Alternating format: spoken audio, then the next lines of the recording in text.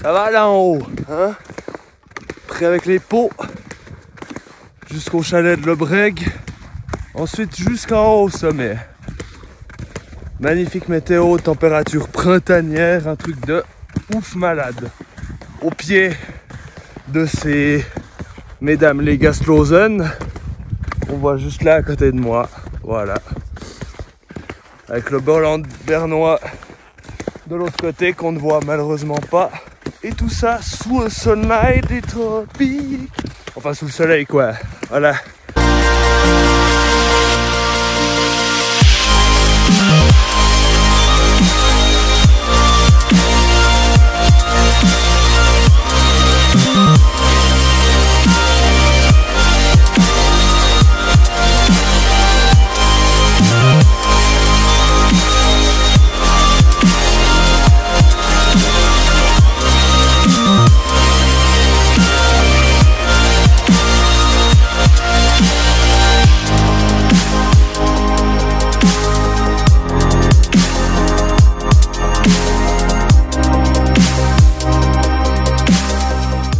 Salut à tous, bienvenue dans cette première vidéo.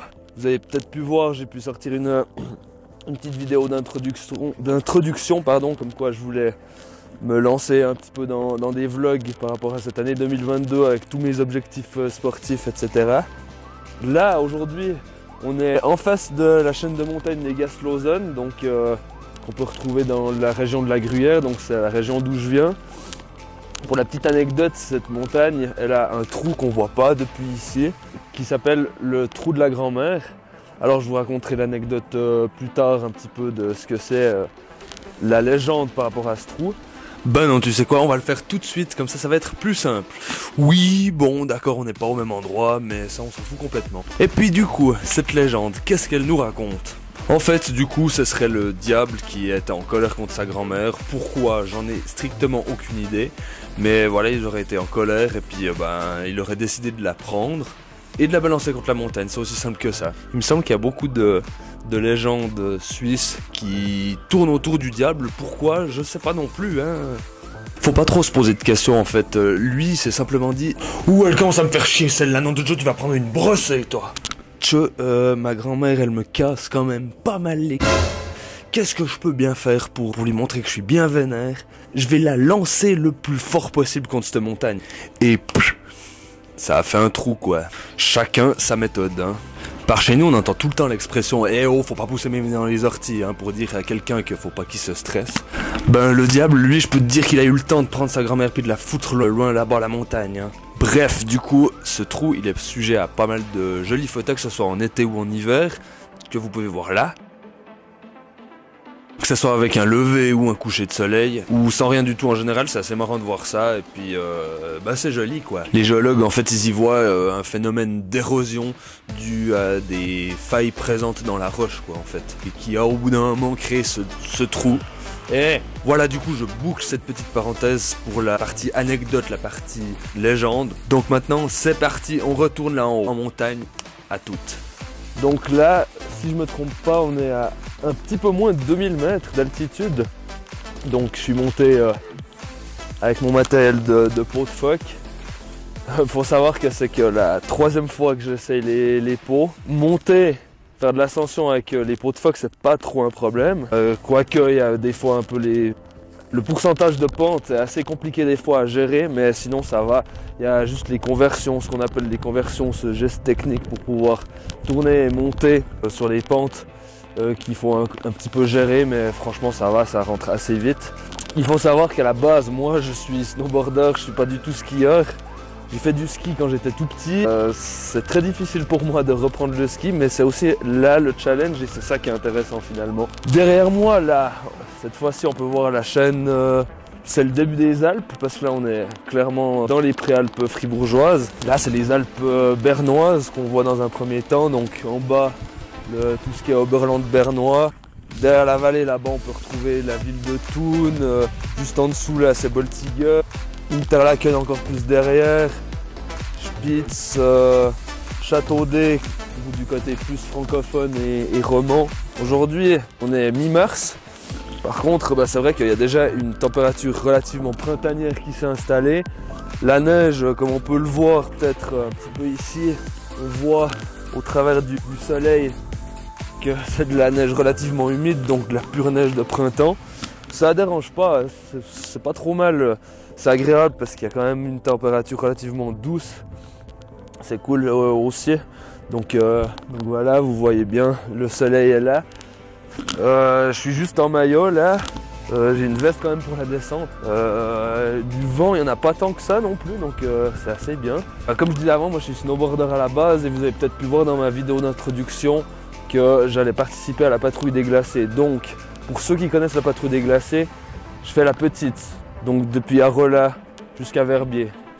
Donc j'ai plus les chiffres en tête, mais je crois que c'est une course qui fait à peu près un peu plus de 20 km si je ne me trompe pas. Donc le challenge est quand même là.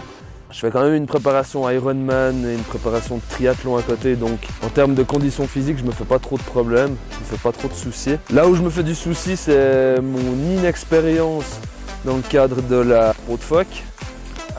Sinon, je fais beaucoup de montagne là, depuis 2 ans, que ce soit de la randonnée d'été ou de la randonnée d'hiver en raquette avec le snowboard dans le dos, et puis là, en l'occurrence, avec des peaux de phoque. On est une patrouille de 4 personnes. Je suis actuellement inscrit dans la réserve, ça veut dire qu'en cas d'impossibilité d'un des 3 autres concurrents de ce groupe, je vais devoir moi prendre le relais. Mais on m'a déjà fait comprendre que comme je suis censé être celui qui a une des plus grandes conditions physiques grâce à toute ma préparation de triathlon, préparation Ironman, ben, il y a de fortes chances que c'est moi qui m'y colle et que quelqu'un d'autre prendra ma place dans la réserve. Alors moi ça me dérange absolument pas, hein. Je prends ça comme un challenge, j'adore relever des défis, c'est pas un souci. Même si j'ai un petit peu la pidouille, hein, faut quand même pas se le cacher, mais je vais prendre ça comme une très bonne expérience et puis je pense franchement qu'on va s'éclater. C'est une course qui débute en pleine nuit, on commence à 3h30 du matin. Voilà, c'est assez spécial, il faut de l'équipement pour ça. Alors pour l'instant en termes d'équipement, j'ai du bon matériel, mais c'est pas du haut de gamme, c'est pas forcément non plus... ouais, c'est pas du bon marché, c'est pas du sous-coté ou du sur-coté quoi. C'est du matériel suffisant pour faire de la peau. Alors après pour les longues distances, je me rends pas trop compte encore, peut-être qu'il me manque un petit peu de matériel. Il y a le casque qui n'est pas homologué. Alors là il va falloir que je me procure le casque adéquat. Les skis et les peaux, ça c'est pas un problème. Il me manque un DVA. Donc pour ceux qui connaissent pas le DVA, le système anti-avalanche, entre guillemets, enfin anti-avalanche. Là, il me manque la sonde. Je sais pas si je dois me procurer une pioche encore. Je vais vous laisser un petit peu sur ces beaux paysages.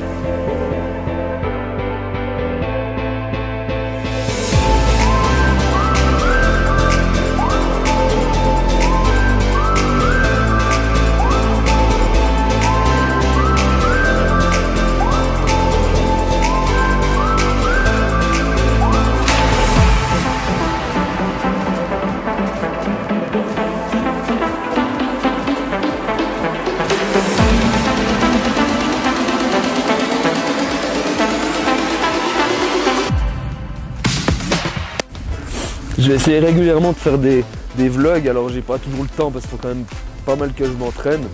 Notamment des vlogs sur le triathlon, sur tous mes objectifs Ironman, mes objectifs de course, de petites courses, de triathlon, distance olympique, un petit peu de la randonnée quand même aussi. J'aimerais bien refaire beaucoup de randonnées d'été. Randonnée d'hiver comme ça, là on arrive malheureusement en fin de saison, mais je vais essayer de vlogger le plus possible dès que je m'entraîne pour faire un petit peu de la peau de phoque. Là je vais pas pouvoir filmer en descendant, c'est clair, parce que déjà je maîtrise pas à 100% le ski. Allez, je vous laisse une petite vidéo que j'ai fait la semaine passée où je me casse la gueule.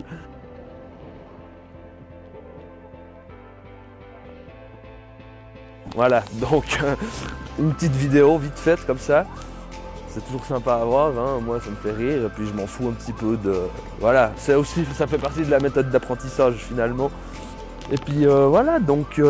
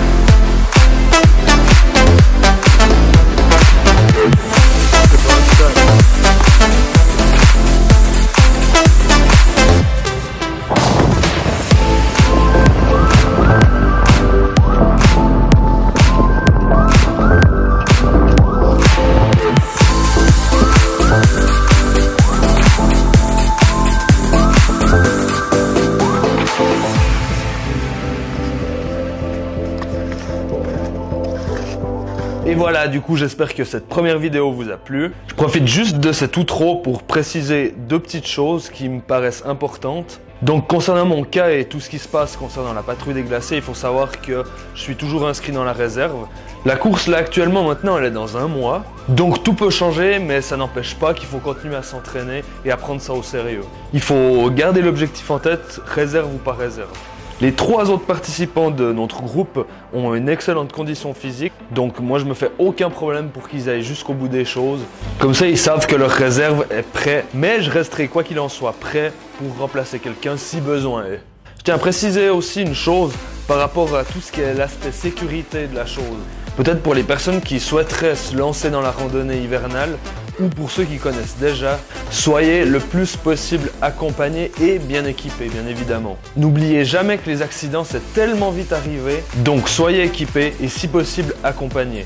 Là dans cette vidéo que vous avez pu voir, j'étais tout seul c'est sûr, mais je restais quand même dans un endroit relativement fréquenté. On le voit d'ailleurs sur les traces dès que je suis en train de descendre à ski. On voit que c'est pas mal fréquenté, pas mal utilisé comme chemin. Donc là, il n'y avait aucun problème à se faire. Mais si vous commencez à faire du hors-piste, de la haute montagne, là, vous avez intérêt à être accompagné et bien équipé. Et surtout, ce qui est important, c'est de ne jamais sous-estimer la montagne.